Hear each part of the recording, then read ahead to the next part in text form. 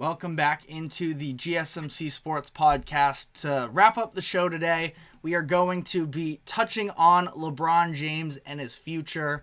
The beginning of this week has just been jam-packed with all different types of stories, so this is coming a little bit later, but I did want to sort of talk about this idea of what is next for LeBron James. There's been a lot of speculation surrounding his future, sort of stems from the fact that he said he wasn't going to, commit to anything when he spoke at the press conference following the Lakers being eliminated the other night.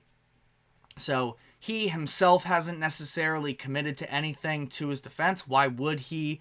But he, there's a lot of speculation. Last night he posted this was yesterday, I believe, Tuesday afternoon, that he posted on social media a couple tweets about how he said, quote, "I've heard a lot of reports about my future. I said it last night, and I'll say it again. I do not know yet, as I'm only thinking about spending time with my family and friends. When I know, after speaking with them, with the fam, my counsel as well." I'm sorry. Phone was just refreshing there. "As my representation about it, and then you guys will know. Until then," and then he posted some emojis as he typically does.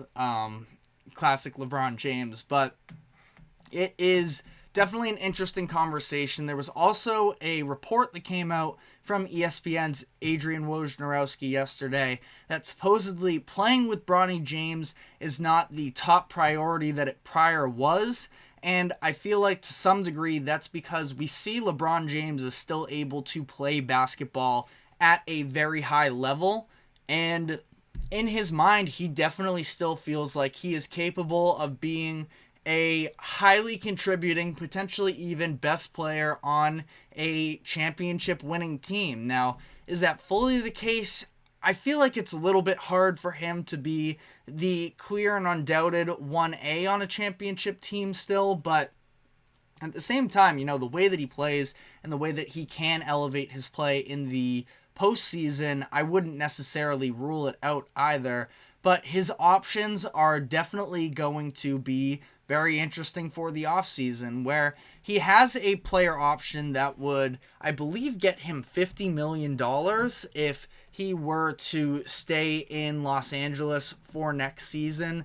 Now, I'm sure for him, he knows that the money is going to be there for him no matter what, just about. It's more so about, can he be in a championship winning environment, and is that with the Lakers? So he can get $51 million with that player option this offseason, which for a 40-year-old is ridiculous to still be playing basketball, but we're talking about LeBron James, who pretty much defies the regular rules of Father Time. And, it's definitely a tempting option there. His family's in LA. We're going to see how this all plays out with Bronny James. I feel like especially if that's not a top priority for LeBron, and I don't know if necessarily he is going to come out, because as much as it's maybe unfair to say this about Bronny, flat out, I do not think that he is an NBA-ready prospect. I feel like he could benefit from another year in college. He had a weird season this past year, obviously dealing with the cardiac arrest to start off the year,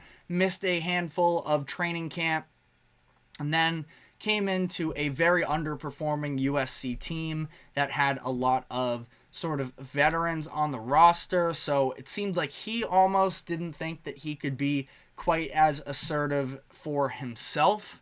But, if he is going to return to, it doesn't seem like he's going back to USC anyways. They made the head coaching change. Enfield is going to SMU. So it seems like he would probably be entering the portal, meaning what is the rest of the family going to do as well? And again, we're talking about LeBron, so of course family is a big conversation surrounding him.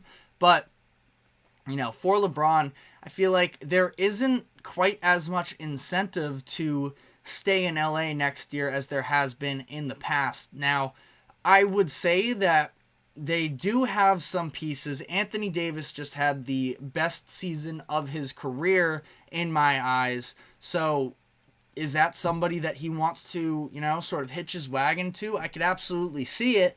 And then if you use these draft picks that, because of the fact that the Lakers did not make any moves during the trade deadline, I believe they have 3 tradable first round picks for this offseason, so they could potentially make a splash move, but there are just a handful of holes that they sort of have to fill out.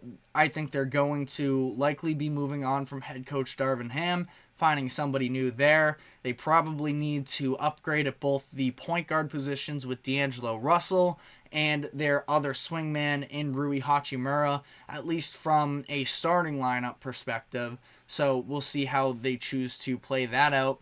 It's not necessarily a clear path, and you're in the Western Conference where the Nuggets, of course, have a stranglehold as things currently stand, but if they don't, it's because the Minnesota Timberwolves are red hot coming into the scene, and we're going to see them only likely continue to get better. The Oklahoma City Thunder just swept the New Orleans Pelicans, so they're on the rise. I think that the Pelicans are probably in a position this offseason where they try and make a big move. If Zion Williamson is healthy, that can definitely be a team that takes a step forward as well. There's a lot going on in that Western Conference, which is why, it's a little bit interesting. Now, in terms of fit, I just threw out the idea of, well, does LeBron James want to keep playing with Anthony Davis? Part of it is reliability. The 76ers are going to have a max cap spot in the Eastern Conference that would likely have an easier playoff path, has another superstar talent in Joel Embiid, has a rising star in Tyrese Maxey, and a pretty well-rounded group as a whole, but at the same time, in terms of reliability, I don't know if Joel Embiid is the person that you sort of want to lean into, given his track record from an injury standpoint. So it's just a very interesting conversation sort of surrounding what LeBron chooses to do. Another team that has sort of been thrown out there as a potential destination for him is Dallas, joining back up with Kyrie Irving. They could definitely use, I like the plethora of options that Dallas has from a wing position, whether you're talking about Dante Exum, Derek Jones Jr., Josh Green, but throw LeBron James in there, it's without a doubt an upgrade. And I feel like, it would be LeBron probably playing more off ball than he ever has in his career.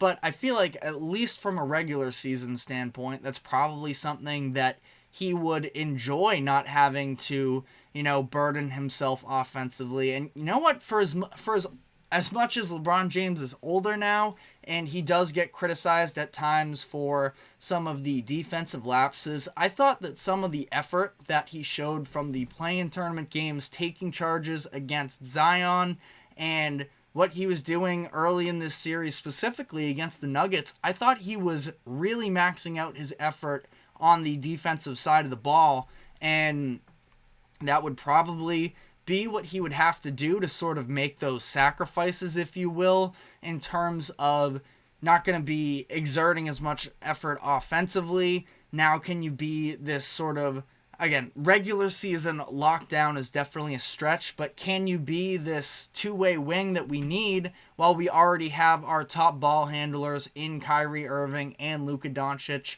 to carry much of that offensive load? It is an interesting question. And ultimately, when you are looking at this from a Lakers perspective, before we sort of wrap this whole thing up, I do feel like it's an interesting conversation, because there was a report that came out yesterday that the Lakers, that is, would be willing to give him a contract extension of a 3-year deal worth $164 million. I can't blame them for that necessarily. Is LeBron even going to want to take a deal that is that much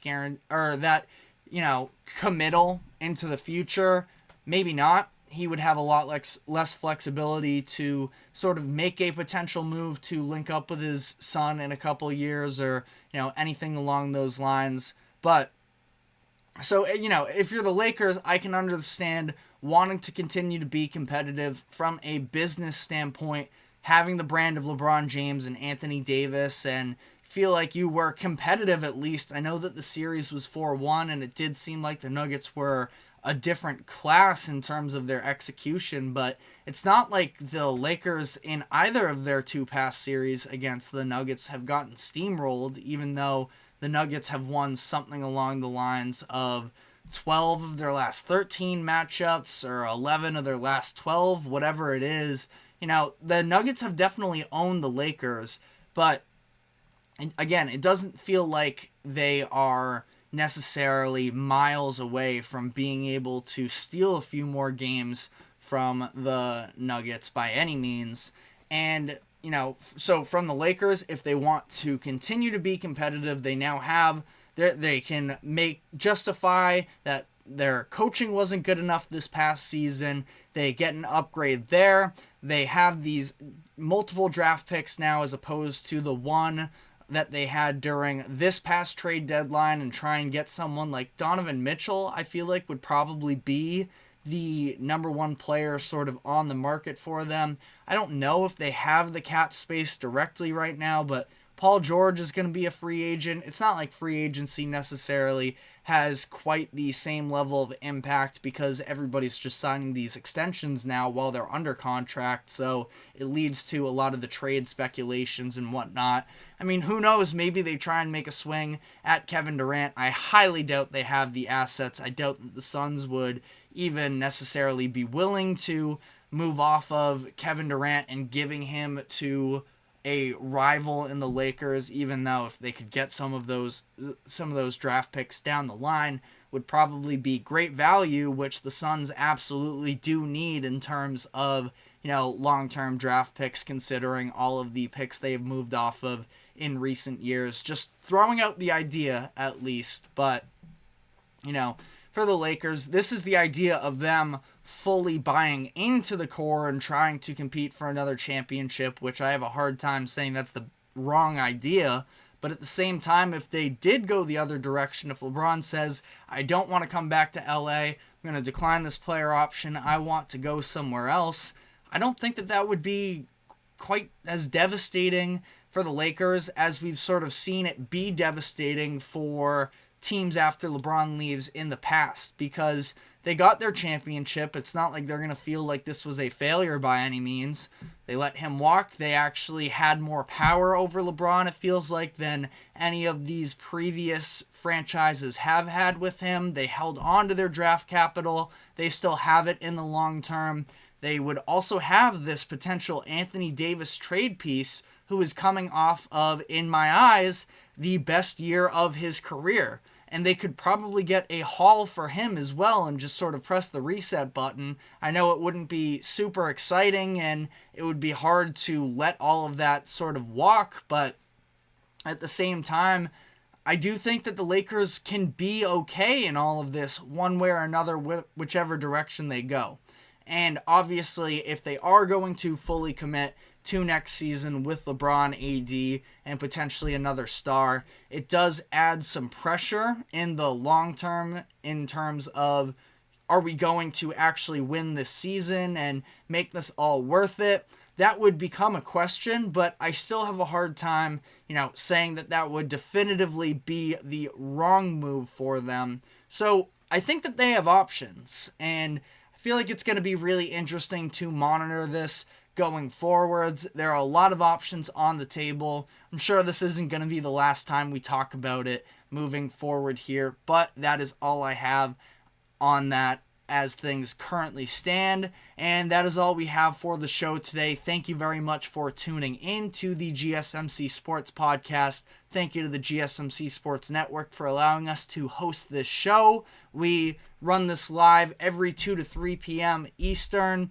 Remember to like, follow, subscribe wherever you keep up with us, and we will see you tomorrow afternoon. Thanks for tuning in.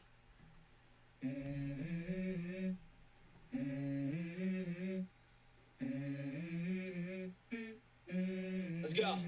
I wake up to a little bit of drool on my pillow, feel like it's gonna be a bad day. Yeah, I'm tired of shit, and the coffee ain't hit yet. Damn, ain't that great. Nice.